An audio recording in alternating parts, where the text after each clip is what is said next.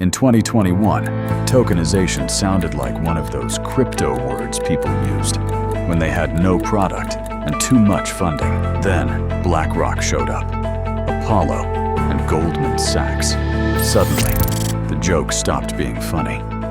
What Wall Street is doing here is not buying into crypto culture. It is taking the useful parts of crypto, tokens, wallets, and instant settlement, and attaching them to traditional assets.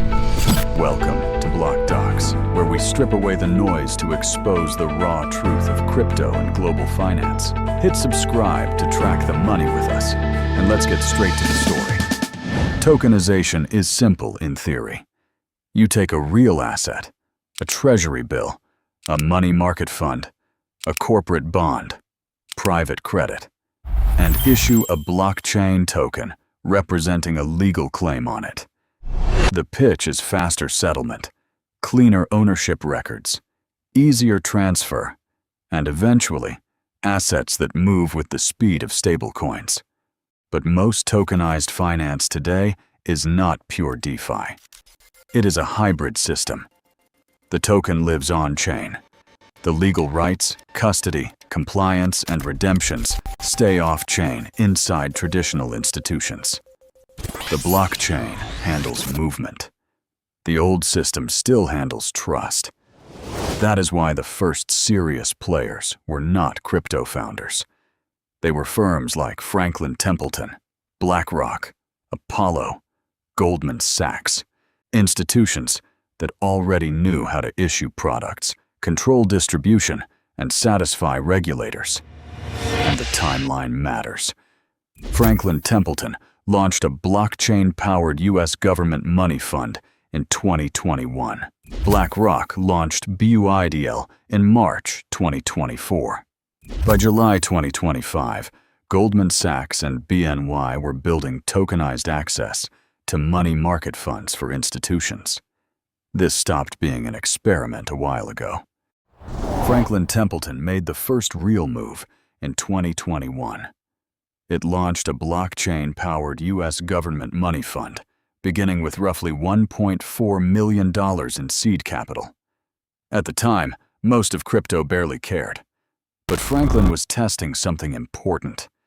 Could a regulated fund use blockchain as a record-keeping and transaction layer without breaking the legal structure underneath?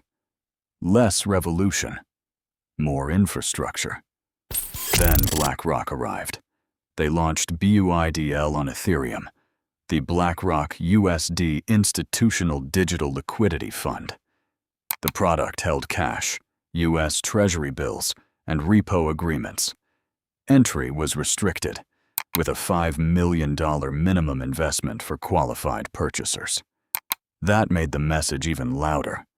BlackRock was not tokenizing some speculative product. It was tokenizing cash management. And once the largest asset manager in the world does that, the conversation changes. The question is no longer whether tokenization is real. The question becomes how big it gets.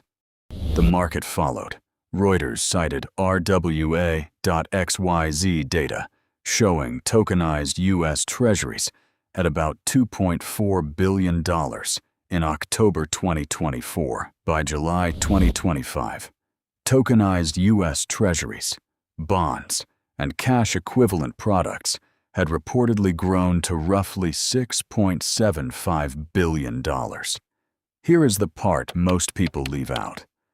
Tokenization is not the same as liquidity. A token can settle instantly and still be hard to sell. A fund can be on-chain and still be held by very few wallets. Early reporting on BlackRock's BUIDL noted how concentrated ownership still was, with only 13 token holders in one early snapshot. The technology looked new. The market structure looked old. This is where the real story appears. Wall Street may not want the crypto revolution at all. It may just want the rails, better settlement, programmable ownership, wallet-based distribution, and assets that move faster across systems. You can see that in the next wave. Apollo partnered with Securitize in 2025 to bring private credit closer to crypto-native capital. Goldman Sachs and BNY launched tokenized access to money market funds, while still keeping the official books and records in traditional hands. That is the model now. Token on top, institution underneath. Crypto spent years promising to replace traditional finance, but the market may be settling on a stranger outcome. Traditional finance is absorbing the useful parts of crypto and leaving the ideology behind.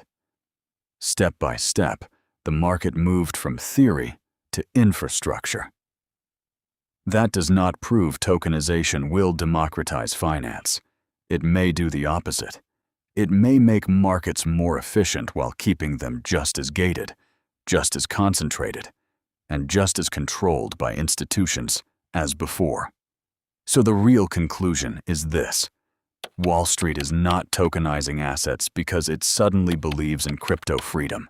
It is doing it because faster settlement and programmable ownership are too useful to ignore. And the bigger picture is hard to miss. Stablecoins move cash, tokenized funds move yield, wallets start looking more like financial accounts. The blockchain becomes part of the back office, not because Wall Street was destroyed, but because it upgraded itself. What do you think matters more in this trend? The token, the issuer, or the rail underneath it? Let me know in the comments. See you in the next breakdown.